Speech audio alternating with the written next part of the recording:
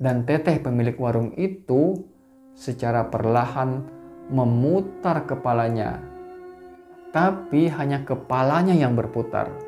Sementara badannya tetap dalam posisi semula menghadap membelakangi Bayu. Tapi yang paling membuat kami terkejut, wajah si teteh pemilik warung itu rata semua. Tanpa alis, tanpa mata, tanpa hidung, tanpa mulut sama sekali. Assalamualaikum warahmatullahi wabarakatuh. Di video kali ini kita akan membacakan kisahnya Kiki ketika mendaki ke Gunung Salak, di mana salah satu teman mereka mengalami kecelakaan. Dan akibat kecelakaan itu menyebabkan Kiki bersama teman-temannya memutuskan untuk tidak akan pernah lagi melakukan pendakian. Nah, mengapa traumanya sampai seberat itu? Apa sebenarnya yang terjadi dalam pendakian ini? Yuk kita simak sama-sama kisahnya. Kenalin, nama gue Kiki. Usia gue 23 tahun. Dan gue bekerja di salah satu perusahaan swasta di Jakarta. Persahabatan gue dengan Bayu sudah terjalin sejak kami sama-sama satu kelas di kelas 2 SMA. Ini pertama kalinya buat gue untuk naik gunung, tapi bukan buat Bayu. Kalau kata teman-teman gue, Bayu itu lahir bukan di rumah sakit, tapi dia lahir di gunung. Kalau kata gue sih, biasa saja, nggak ada yang spesial dari Bayu ini. Cuman suka sesumbar kalau habis naik gunung dan suka bikin bumbu di ceritanya. Kalau ada teman yang nanya, bener nggak sih ceritanya si Bayu waktu naik gunung A atau gunung B? Ya, gue sih cuman bisa ngomong, iya kali. Dan akhirnya, gue pun berangkat juga dengan Bayu dan Ismail. Kami sepakat untuk naik ke Gunung Salak. Nama Gunung Salak berasal dari nama Salaka, yang artinya perak dalam bahasa Sanskerta.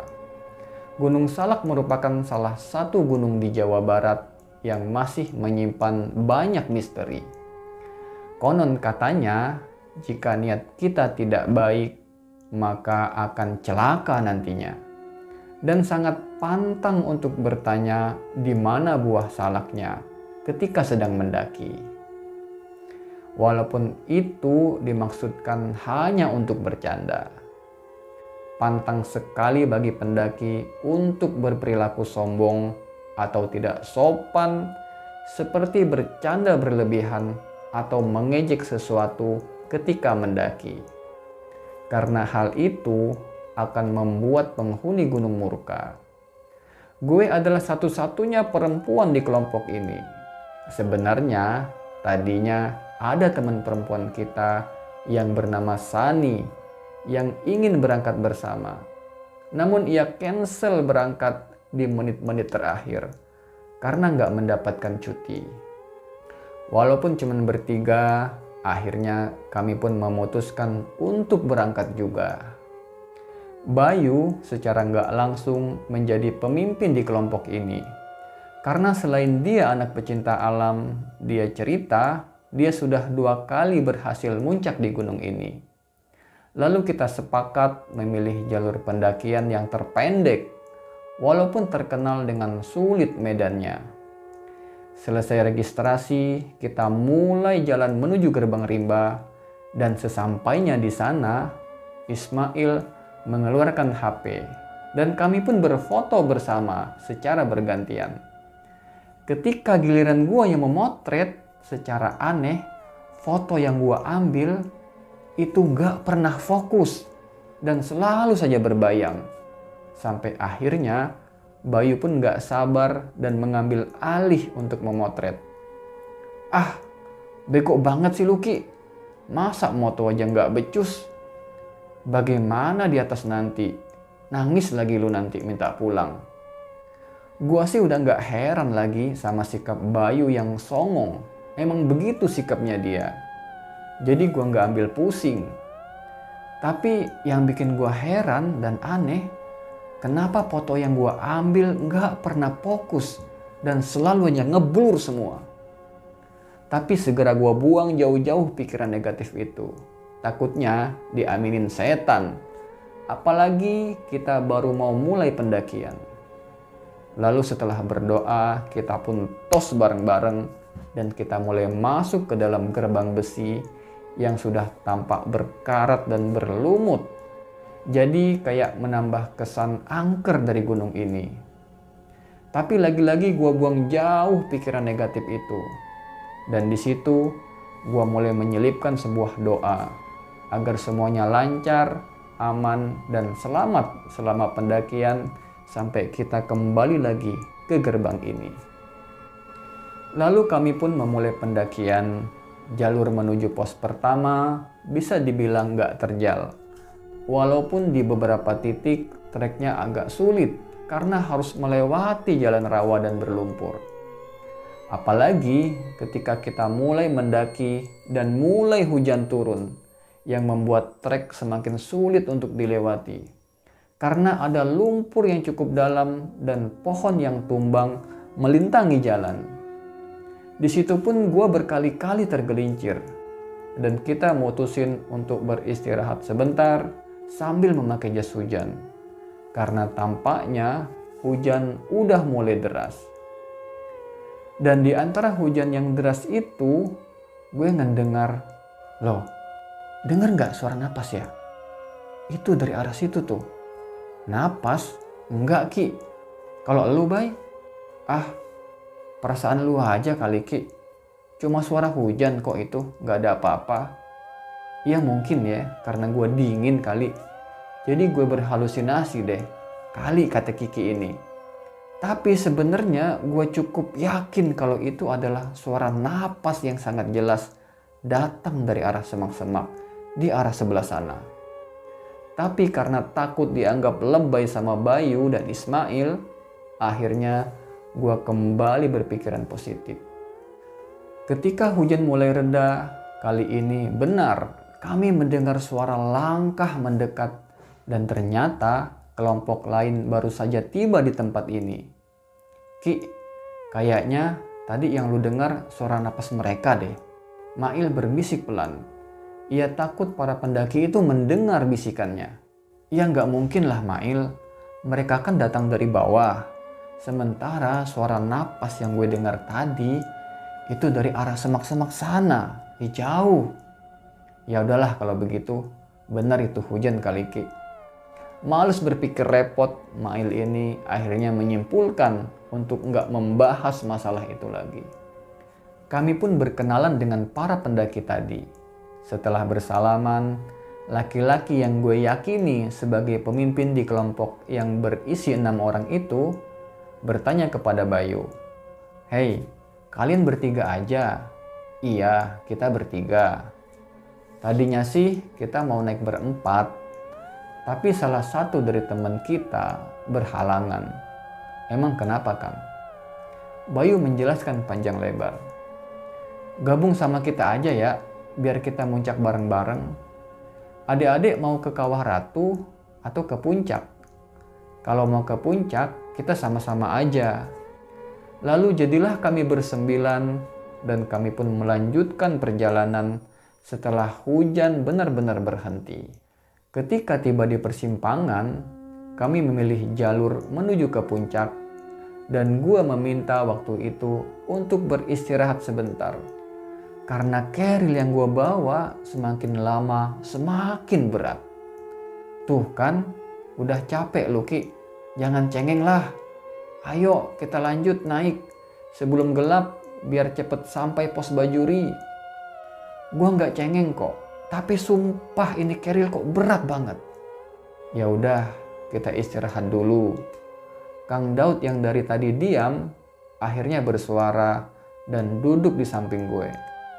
Beliau mengeluarkan sebatang cerutu dan mulai membakarnya, lalu menghembuskan asapnya ke arah gue. Setelah beberapa kali hisapan, beliau pun mematikan cerutunya dan mengambil botol minuman. Lalu beliau membuka tutupnya dan mulai komat kamit. Setelah itu, dia berikan minuman tadi kepada gue. "Minum dulu nih dek, biar kuat jalannya," kata Kang Daud ini. "Kang, ada yang ngikutin saya ya?" Tanya saya. "Shh, nanti aja ceritanya di bawah. Jangan kita bahas di sini. Sekarang bagaimana kalau kita lanjut jalan lagi?" Dan ternyata memang benar nih. Pantang untuk ngomongin hantu ketika lagi di gunung. Akhirnya gua pun mengangguk dan kita kembali melanjutkan perjalanan. Lalu hujan pun kembali turun dan tampaknya semakin tidak bersahabat saja cuaca ini. Tetapi Bayu memaksa kita untuk terus saja berjalan dengan alasan agar kami bisa cepat sampai di pos bayangan dan bermalam di situ. Entah karena hujan atau memang gua udah ketempelan kali. Perjalanan naik gunung kali ini terasa sangat lama dan semakin berat. Berkali-kali gua ngerasa kayak ada yang ngawasin di balik lebatnya pepohonan yang ada di hutan ini. Belum lagi gua ngerasa bukan cuman carrier yang bertambah berat, tapi kaki kayaknya semakin berat saja buat melangkah. Seperti membawa beban puluhan kilo rasanya. Karena hujan semakin deras, Kang Daud pun ngomong di situ. "Oke, kita stay di sini aja yuk. Kita bangun tenda. Saya kira tempat ini cocok buat kita bermalam di sini." Selesai kami membangun tenda, Bayu pamit untuk mencari air sebelum gelap. Menurut Bayu, kami telah melewati mata air yang ada di persimpangan tadi.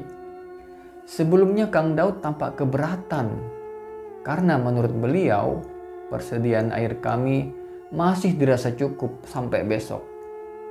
Tapi menurut Bayu di atas sudah nggak ada lagi mata air. Jadi ia perlu untuk mengambil air lagi. Gue juga merasa nggak setuju sih sebetulnya sama Bayu. Tapi gue ngerti banget nih tabiat Bayu. Dia nggak bakalan nurut sama orang lain. Akhirnya gua pun ngajak Ismail juga untuk ikut dengan Bayu.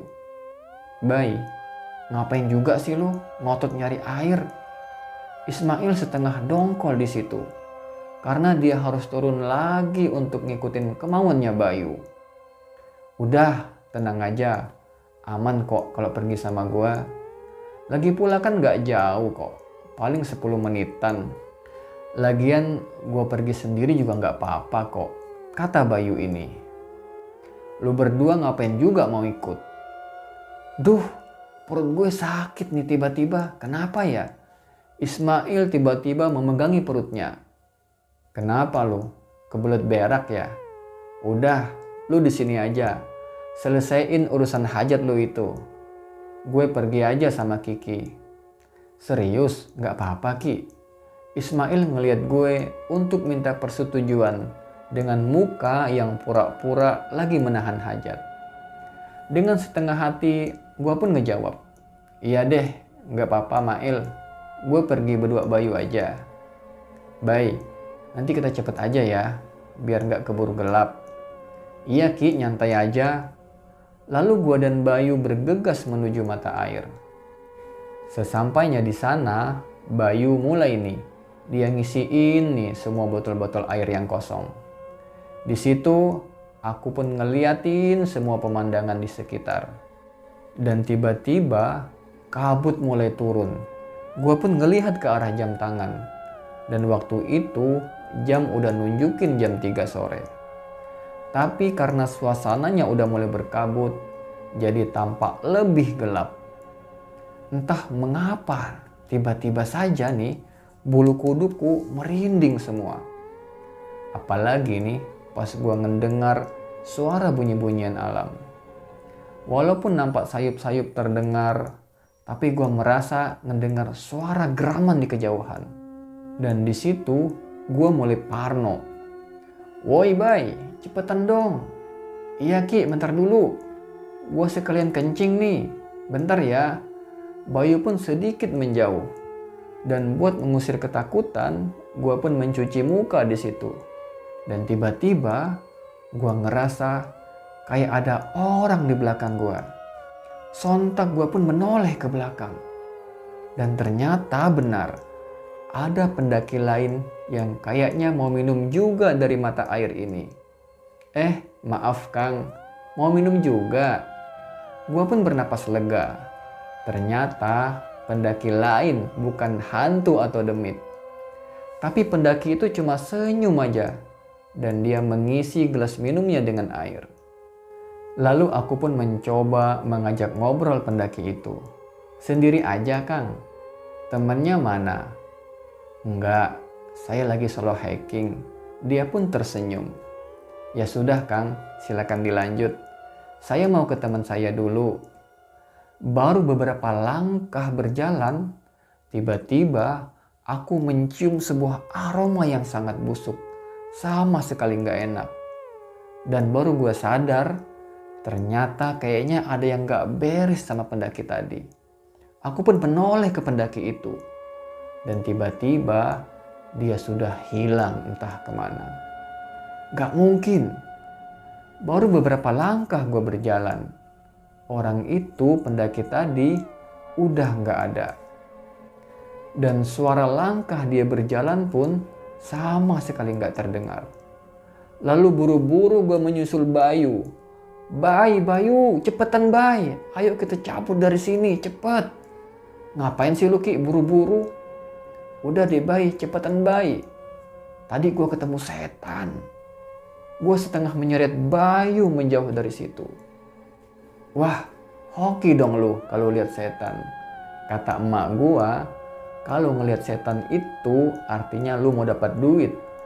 Nggak lucu Bay. Buruan yuk, ayo cabut dari sini. Nyantai aja sih.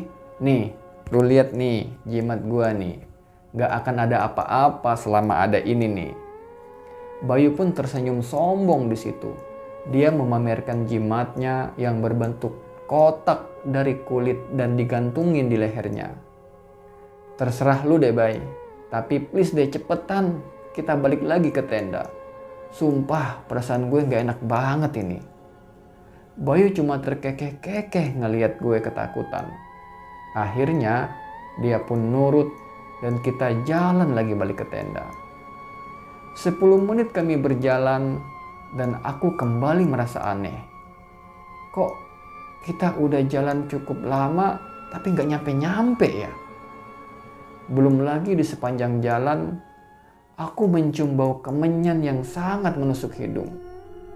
Bay, kayaknya kita muter-muter di sini aja deh dari tadi. Gue ingat kita udah ngelewatin pohon itu tuh. Aku pun menunjuk salah satu pohon besar yang banyak sulur-sulur panjangnya. Semua pohon di hutan itu sama kali Ki. Lu mah ada-ada aja deh. Paling bentar lagi juga kita nyampe ke tenda, kata Bayu ini. Lagi-lagi Bayu pun sotoy di situ. Menurut gue sih, tapi ya masih bagaimana lagi nih. Gue cuma diam dan terus saja ngikutin Bayu. Ki, kayaknya kita harus lewat situ deh, biar cepet nyampe. Itu gue inget tuh, ada patok tuh di sana. Yakin lu Bay? Nanti kita tambah nyasar lagi. Yakin banget gue pokoknya. Kan bukan baru sekali ini gue kesini Ki. Ya udah, gue tandain dulu ya pohon itu pakai selayar gue. Jadi kalau lu salah, nanti kita bisa balik lagi ke jalur ini. Ya udah cepet. Gue pun melihat jam ketika itu. Sekarang jam menunjukkan pukul 4:30 sore. Kabut pun mulai datang dan udara sudah bertambah dingin. Dan malam pun hampir menjelang. Suasana mulai gelap dan semakin rapatnya pohon semakin membuat kami merinding. Bayu berjalan di depan dan aku ngikutin dari belakang. Sampai tiba-tiba Bayu ini kepleset dan jatuh ke celah tebing. Ia bergelantungan dan berpegangan dengan akar pohon. Bay, gue pun ngejerit panik di situ dan berusaha untuk narik Bayu ke atas dengan sekuat tenaga. Tapi bukannya berhasil menarik Bayu, malah aku ikut jatuh dan kami meluncur turun ke bawah sampai berkali-kali tubuh kami menabrak batang-batang pohon dan akar-akar di sepanjang tebing itu. Gelap dan gua gak sadarkan diri ketika itu. Sampai bangun-bangun aku merasa ada yang nguncang-guncang badan ketika itu. Ki, bangun Ki, lu gak kenapa-kenapa kan? Walaupun pusing dan berat, gue paksain diri untuk bangun. Gue pun ngeliat Bayu yang mandangin gue dengan raut wajah yang khawatir. Serius, gue pikir lu lewat Ki. 10 menit gue coba ngebangunin lu. Pas gue cek napas lu masih ada. Dan gue pun lega ketika itu. Kita di mana ini Bay? Gak tahu Ki, kita jatuh cukup jauh dari jalur. Bayu pun menunjuk ke atas, ke tempat awal kita jatuh. Kayaknya gak mungkin kita bisa naik lagi ke atas Ki. Kita lewat situ aja ya Ki. Gue cek tadi ada jalan di situ. Kali-kali aja kita ketemu rumah warga di situ. Walaupun dalam hati gue ngerasa gak mungkin ada perkampungan di daerah sini. Mana ada warga yang mau bermukim di hutan kayak begini. Tapi gue gak ada pilihan selain tetap berpikir positif dan gak mematahin semangatnya Bayu. Mudah-mudahan kita ketemu warga ya Bay. Atau Kang Daud pasti nyari kita ya. Setengah berdoa, gue pun berseru kepada Bayu. Ya udah, ayo. Tapi hati-hati ya Bay. Jangan sampai kita kepleset lagi. Lu bisa bangun kan Ki? Saking takutnya, gue lupa ngecek keadaan gue sendiri. Selain luka-luka di kaki, ternyata celana gue juga terkoyak dan robek. Gue ngerasa kaki gue sedikit kebas. Ternyata kaki kanan gue terkilir, sehingga Bayu harus memapah gue untuk berjalan. Bayu pun menawari gue untuk berhenti berkali-kali, karena ngelihat kondisi kaki gue tadi. Lalu gue pun mencoba menahan rasa sakit dan terus memilih untuk berjalan pelan-pelan. Dan akhirnya kita sampai di tempat yang landai. Di ujung jalan terdapat sebuah gubuk yang tampak seperti warung. Walaupun gak ada penerangan listrik dan hanya mengandalkan beberapa obor di sisi kanan kiri gubuk itu. Tapi terlihat terang dalam kegelapan malam. Tapi hati kecil gue menyerukan tetap pergi dan menjauhi warung itu. Tapi Bayu malah berpikiran lain. Dia bersikeras untuk pergi ke warung itu dan meminta pertolongan. Ki, ada warung tuh. Kita bisa minta tolong sama pemilik warungnya. Mana wangi banget bau pisang gorengnya. Gua lapar Ki. Yuk kita ke situ. Bay, lu yakin ada warung beneran di tempat begini? Kok gua nggak nyium ya bau pisang goreng? Seperti kata lu tadi. Iya bener lah Ki. Nggak mungkin lah kita berdua salah lihat. Pisang gorengnya juga wangi. Beneran kok Ki. Pasti itu warung beneran. Kita coba ke sana aja yuk. Gua lapar banget ini Ki. Lalu sambil memapah gua, Bayu pun mendekati warung itu dan menyapa si Teteh pemilik warung. Teteh pemilik warung itu menggunakan kerudung putih dan ia sedang membelakangi kami waktu Bayu menyapa dia. Tapi gak ada tanda-tanda yang aneh. Bayu pun bertanya sama Teteh pemilik warung. Teh, ayak pisang gorengnya?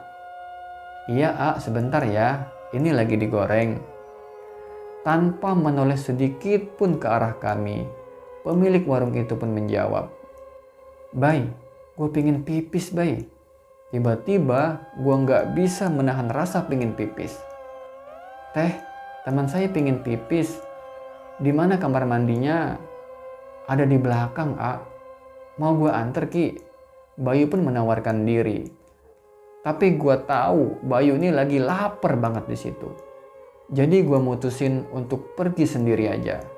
Gak usah Bay, gue sendiri aja, gue bisa kok kayaknya. Benar, kamar mandi yang dimaksud ada di belakang gubuk itu. Sama dengan warung Teteh di depan. Dan di situ gak ada lampu buat penerangan, hanya ada obor di depan pintu kamar mandi. Lalu gue pun masuk dan berjongkok, lalu mulai pipis. Tapi gak lama kemudian terdengar suara orang menggedor-gedor pintu. Sepertinya orang itu gak sabar. Sebentar lagi ya, gue pun teriak dari dalam untuk menghentikan orang yang menggedor-gedor pintu itu. Tapi ketika gue hendak mengaitkan celana, kembali gedoran itu terdengar. Dan makin lama makin kenceng, sehingga mengguncang pintu reot kamar mandi itu. Iya sebentar, gue keluar. Aku pun berteriak kemudian membuka pintu. Tapi anehnya, ketika pintu dibuka, nggak ada sama sekali orang di luar. Karena ngerasa ada sesuatu yang nggak beres, aku pun langsung berjalan menuju Bayu. Lalu gue melihat Bayu sedang menikmati pisang goreng dengan lahapnya. Tapi lagi-lagi si Teteh pemilik warung masih membelakangi Bayu. Teh, tadi ada orang yang menggedor-gedor pintu kamar mandi. Siapa ya Teh? Oh, itu yang tinggal di sini juga. Jawab Teteh itu dengan pelan. Tapi pas saya buka nggak ada Teh. Gue yakin penglihatan gue nggak salah. Nggak ada siapa-siapa di sana. Nggak ada juga orang yang dimaksud Teteh ini. Dia nggak suka sama apa yang dibawa AA ini. Suara Teteh pemilik warung itu mulai terdengar menyeramkan di telinga gue. Dan sontak Bayu pun tersedak. Nggak suka? Nggak suka kenapa Teh? Bayu pun bertanya. Nggak suka dengan apa yang menggantung di leher AA. Ini maksudnya Teh. Bayu pun menunjukkan jimatnya. Dan Teteh pemilik warung itu secara perlahan memutar kepalanya. Tapi hanya kepalanya yang berputar. Sementara badannya tetap dalam posisi semula menghadap membelakangi Bayu. Tapi yang paling membuat kami terkejut, wajah si Teteh pemilik warung itu rata semua. Tanpa alis, tanpa mata, tanpa hidung, tanpa mulut sama sekali. Melihat itu, gue segera berlari nyeret kaki gue yang sakit dan gak lupa narik tangan Bayu dengan sekuat tenaga. Lalu kami berdua pun menjauhi warung setan itu. Setelah aku yakin setan itu gak mengejar lagi, aku pun berhenti dengan napas yang terengah-engah. Denyut jantung pun gak beraturan, seperti mau pecah. Dan aku pun menoleh ke arah Bayu. Dan tiba-tiba Bayu bicara ngelantur di situ. Ki, kita tinggal di sini aja yuk. Hah? Maksud lu apa, Bay? Masih belum pulih sok gua melihat setan yang muka rata tadi, sekarang menghadapi Bayu seperti kerasukan. Ya, lihat deh, di sini tuh gelap, rame, dingin. Bayu pun ngomong sambil senyum menakutkan di situ. Ia pun melanjutkan omongannya.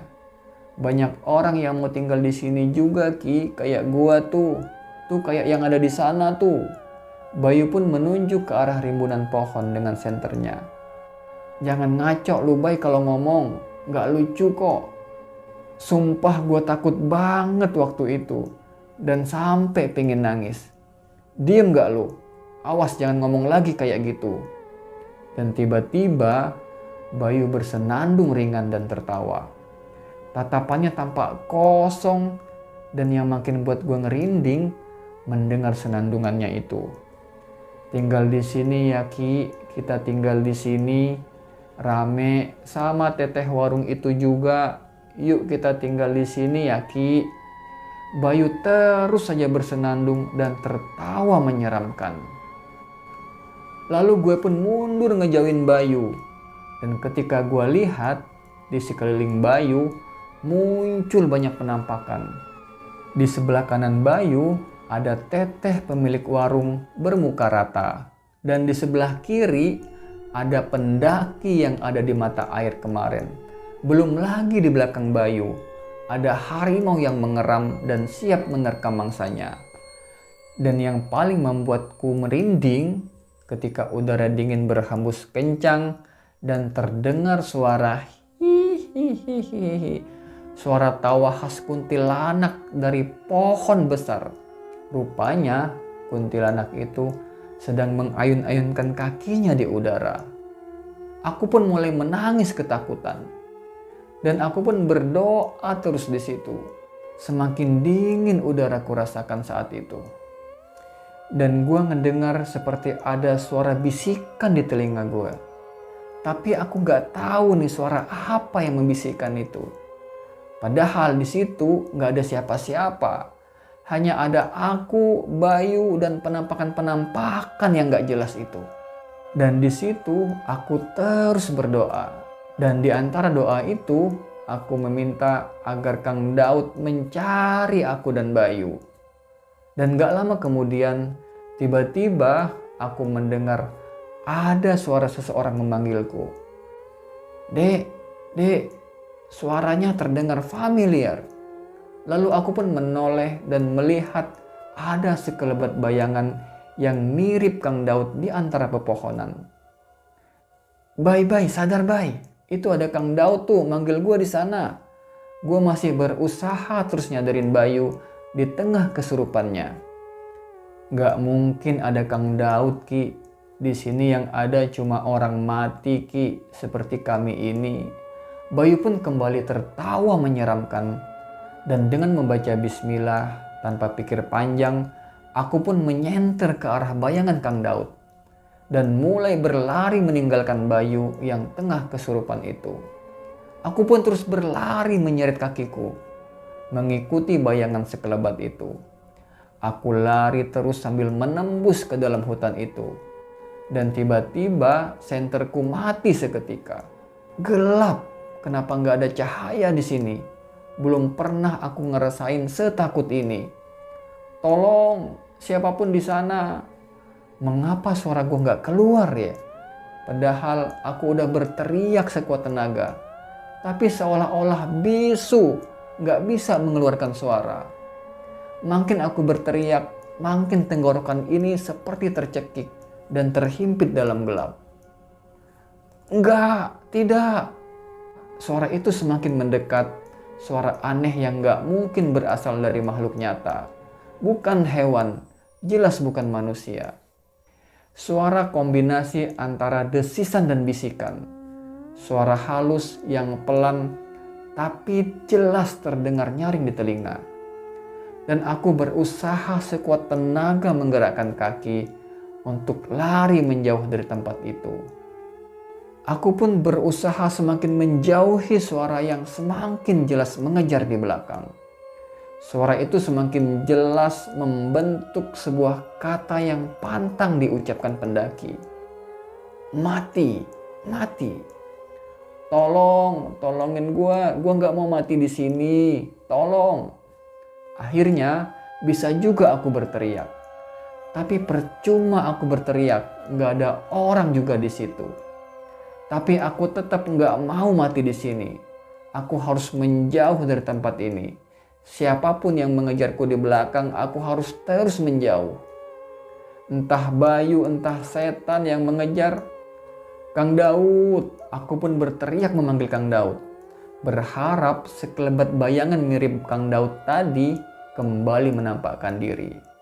Dan tiba-tiba aku kembali melihat bayangan itu berkelebat menunjukkan arah. Lalu aku pun kembali berlari mengikuti bayangan itu sampai terdengar gemericik air. Dan bayangan itu pun hilang seiring dengan subuh yang mulai datang.